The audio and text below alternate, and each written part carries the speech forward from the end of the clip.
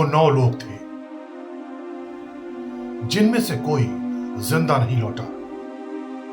दुनिया का सबसे भयानक पर्वतारोहण, दुनिया का सबसे रहस्यमयी एक्सपेडिशन, एक ऐसी घटना जिसकी एक नहीं कई थ्योरी है।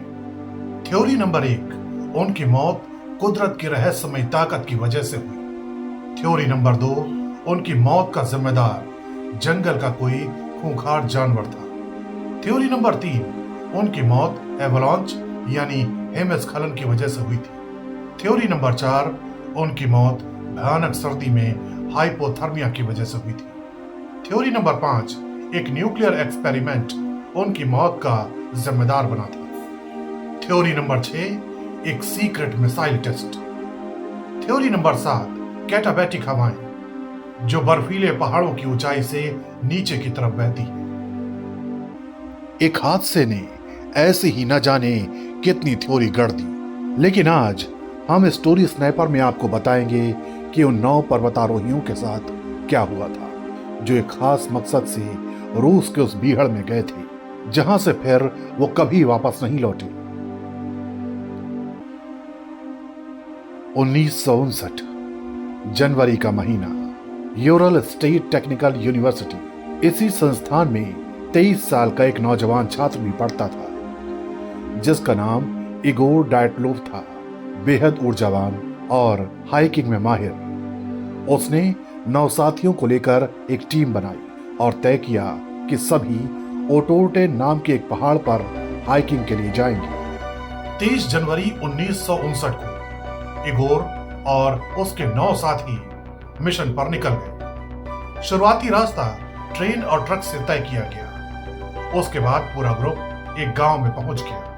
ये उनके ट्रैकिंग रूट का आखिरी गांव था क्योंकि इससे ऊपर का रास्ता इन लोगों को पैदल ही तय करना था। 27 जनवरी 1959 सुबह का वक्त। 10 ट्रैकर्स की ये टीम आगे के सफर के लिए निकल पड़ी, लेकिन इसी बीच इनके एक साथी की तबीयत खराब हो गई और वो मिशन से वापस लौट गया। अब इस टीम में 9 लोग बचे थे जिनमें 7 लड़के थे और 2 लड़कियां। तय किया गया कि ठीक 17 दिन बाद यानी 12 फरवरी को ये लोग ट्रैकिंग पूरी करके गांव लौट आएंगे। लेकिन होनी को यह मंजूर नहीं था क्योंकि इन 9 लोगों के साथ जो कुछ होने वाला था वो एक भयानक से भी भयानक इतिहास का हिस्सा बनने वाला था, क्योंकि उनको गए 25 दिन बीत चुके थे लेकिन कोई खबर नहीं आई थी। परिवार वाले और दोस्तों को चिंता थी, लिहाजा स्थानीय प्रशासन को रेस्क्यू के लिए कहा गया। चूंकि ज्यादातर छात्र यूरल पॉलिटेक्निक इंस्टीट्यूट के छात्र थे, इसलिए पहली टीम इसी संस्था से रवाना की गई। इसके बाद आर्मी ने भी अपने कुछ हेलीकॉप्टर मदद के लिए भेजे। 26 फरवरी 1959 की तारीख, रेस्क्यू टीम यूरल की पर्वत श्रृंखलाओं पर मौजूद एक बर्फीले पहाड़ पर पहुंच गए। इस पहाड़ को डेड माउंटेन कहा जाता है। यहीं पर रेस्क्यू टीम को बर्फ से दबा एक टेंट दिखाई दिया।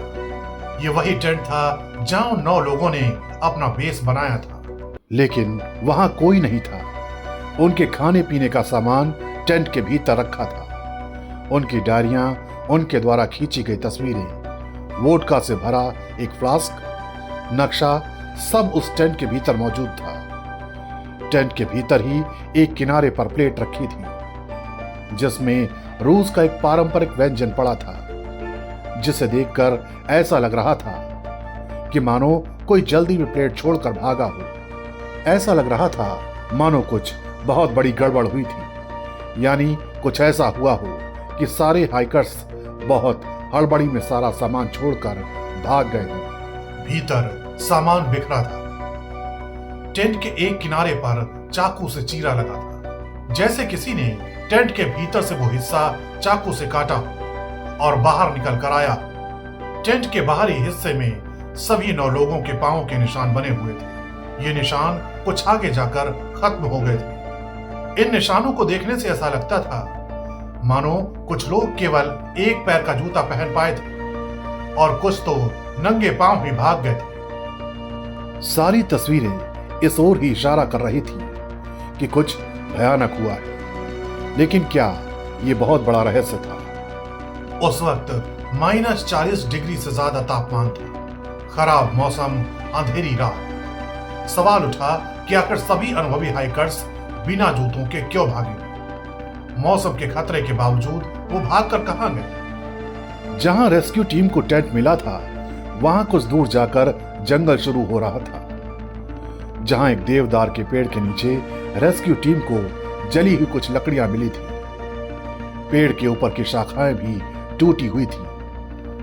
लग रहा था जैसे कोई टहनियों को तोड़ने की कोशिश में पेड़ पर चढ़ा हो। रेस्क्यू टीम थोड़ा और आगे बढ़ी तो उन्हें 2 लाशें मिली, जिनके पैर में जूते नहीं थे। शरीर पर कपड़े के नाम पर केवल अंडरवियर थे। ये दोनों उसी ट्रैकिंग टीम का हिस्सा थे। कुछ देर बाद उसी टीम के 3 और सदस्यों की भी लाशें मिली। इनमें टीम के लीडर इगोर डायटलोव का भी शव था। यानी अब बचे हुए 4 लोगों का मिलना बाकी था। लेकिन वो कब मिलेंगे ये कोई नहीं जानता था, क्योंकि रेस्क्यू टीम कई दिनों तक बाकी 4 लोगों को तलाशती रही। अब सिर्फ एक ही चारा था, और वो था बर्फ के पिघलने का। फिलहाल जिन 5 लोगों की लाशें मिली थी, उनकी मेडिकल जांच शुरू की गई। पता चला कि ये 5 हाइपोथर्मिया की वजह से मरे। इन 5 में से एक के सिर पर चोट थी, लेकिन वो चोट इतनी खतरनाक नहीं थी जिससे जान जा सके। इस मेडिकल जांच के आधार पर लगा कि बाकी लोगों के साथ भी ऐसा ही हुआ होगा। यही जांच टीम और लोगों का शक गलत निकला, क्योंकि करीब 2 महीने चले तलाशी अभियान के बाद एक संकरी खाई की सतह पर बाकी 4 टीम मेंबर्स की भी लाशें मिल गई, और इन लाशों के मिलते ही केस और उलझ गया। इसकी वजह थी लाशों की हालत। एक की दोनों आंखें गायब थी, जीभ कटी हुई थी, होंठ का एक हिस्सा गायब था। बाकी 3 भी बुरी तरह घायल थे। उनकी हड्डियां टूटी हुई थी, सिर में फ्रैक्चर था। मेडिकल जांच में पता चला कि उन्हें बहुत जोर की चोट लगी थी। चोटों को देखकर लग रहा था कि जैसे कोई कार 120 किलोमीटर से 150 किलोमीटर की रफ्तार से उन लोगों से जा टकराई। लेकिन कहानी यहीं तक नहीं थी। कुछ और भी वहां हुआ था जो बेहद शॉकिंग था। उस टीम में मौजूद एक लड़की के पैर में दूसरी टीम मेंबर की जैकेट बंधी थी। उसका पैजामा जला हुआ था। उन्हीं में से एक के शरीर पर किसी दूसरे के कपड़े थे। उनके शरीर पर मौजूद कपड़े देखकर लग रहा था जैसे उन्हें किसी ने नोचा हो। इसके अलावा एक लाश के पास रेडिएशन के भी अंश पाए गए थे। बर्फीले पहाड़ों पर अक्सर हादसे होते हैं, जिनमें बेहद अनुभवी पर्वतारोही भी मारे जाते हैं। लेकिन इन लोगों की लाशों की जो हालत थी, वो कई सवाल खड़े कर रही थी। टीम के सदस्यों की डायरी में 1 फरवरी 1959 की शाम तक की सारी कहानी लिखी थी, लेकिन उस रात को क्या हुआ ये किसी डायरी में मौजूद नहीं था। तो आखिर उस रात उन 9 लोगों के साथ क्या हुआ था? क्यों भयानक सर्दी के बावजूद लोगों के शरीर पर सिर्फ एक अंडरवियर मौजूद था? क्यों लोगों की आंखें फूटी हुई थी? क्यों उनकी जीभ कटी हुई थी? जो भी था संदेह के दायरे में था, समझ से परे था, रहस्यों की गुत्थी में उलझा। इस बीच एक थ्योरी और भी निकाली गई, और वो ये कि कहीं स्थानीय कबीले के लोगों ने तो इन्हें नहीं मारा। आशंका लगाई गई कि बाहरी लोगों को देखकर कहीं कबीले के लोगों ने उन पर हमला न बोल दिया हो। लेकिन जल्दी ही यह थ्योरी खारिज कर दी गई, क्योंकि सबूत ऐसे नहीं थे जो ये बताते कि टीम के सदस्यों का किसी के साथ संघर्ष हुआ हो।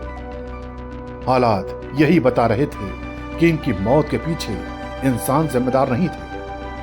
तो कौन उन 9 लोगों के साथ हुए हादसे का जिम्मेदार था? इन सवालों की जांच सोवियत प्रशासन की तरफ से कुछ दिनों तक कराई गई, लेकिन फिर केस की फाइल को गोपनीयता के दायरे में ला दिया गया, जिसने इस केस को और तोड़ दे दिया। सवाल उठने लगे कि अगर कोई रहस्य नहीं है, तो आखिर इस केस को लेकर सोवियत प्रशासन इतनी गोपनीयता क्यों बरत रहा है? क्या ये लोग सोवियत एरा के यातना शिविरों से भागे कैदी थे? क्या इन 9 लोगों की टीम ने दूसरी दुनिया के लोगों यानी यूएफओ को देख लिया था? क्या इनका सामना हिम मानव यानी येती से हुआ था? क्या पहाड़ से निकली खतरनाक ऊष्मा ने उन 9 लोगों की जान ली थी? कहीं ऐसा तो नहीं था कि किसी न्यूक्लियर वेपन के परीक्षण का ग्रुप को शिकार बनना पड़ा था, या फिर खुफिया एजेंसी केजीबी के किसी सीक्रेट मिशन की जानकारी ने इन लोगों को मरवा दिया था। ऐसे तमाम सवाल उठ रहे थे, लेकिन सच कोसों दूर था। इस केस में एक बड़ा ब्रेक थ्रू साल 2019 में आया, यानी 60 साल बाद। सोवियत अब रूस में बदल चुका था। रूस की सरकार ने केस को दोबारा खोलने का ऐलान किया, जिसका नतीजा सामने आया जुलाई 2020 में। इस नई जांच में एवलांच को उन 9 लोगों की मौत का जिम्मेदार बताया गया। रिपोर्ट में कहा गया उन 9 लोगों का टेंट बर्फ से घिरा था। जो टेंट के साइड में सोए थे वो तेज फोर्स के चलते घायल हो गए। बाकी के टीम मेंबर्स में से किसी ने टेंट में चाकू से चीरा लगाया।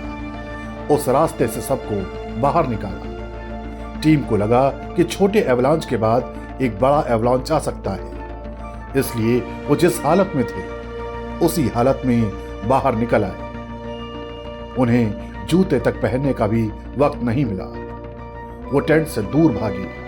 उन्होंने सोचा कुछ देर बाद लौट आएंगे, लेकिन रात अंधेरी थी, मौसम खराब था, बर्फीला तूफान चल रहा था, कुछ भी देख पाना असंभव था। इसलिए टीम के लोग रास्ता भटक गए। -40 डिग्री टेम्परेचर में इस तरह जिंदा रहना मुश्किल था, इसीलिए एक एक करके वो मरते गए। जो पहले मरा उसके कपड़े बाकियों ने उतारे ताकि जिंदा लोगों को ज्यादा गर्मी मिल सके। गर्मी के लिए ही उन्होंने किसी तरह देवदार के पेड़ के पास आग जलाई होगी, क्योंकि रेस्क्यू टीम को देवदार की ऊपरी टहनियां टूटी मिली थी। शायद डाइटलोव टीम का कोई जिंदा सदस्य पेड़ पर इस उम्मीद में चढ़ा हो कि शायद ऊंचाई से टेंट दिख जाएगा, लेकिन टेंट नहीं मिला और ठंड की वजह से सभी मारे गए। क्या आप रूसी सरकार की जांच एजेंसी के इन दावों को सच मानते हैं, या फिर आप ये मानते हैं कि केस की फाइल को बंद करने के लिए इस थ्योरी को रचा गया, क्योंकि शवों की जो हालत थी वो एवलांच के दौरान मारे गए लोगों की नहीं होती? आप हमें जरूर बताएं कि इगोर डाइटलोव और उनकी टीम के साथ क्या हुआ होगा। इसी तरह की रोमांचक और सच्ची कहानियों को सुनने के लिए आप हमारे चैनल को लाइक करें, शेयर करें, सब्सक्राइब करें और बेल आइकन को दबाना ना भूलें। नमस्कार।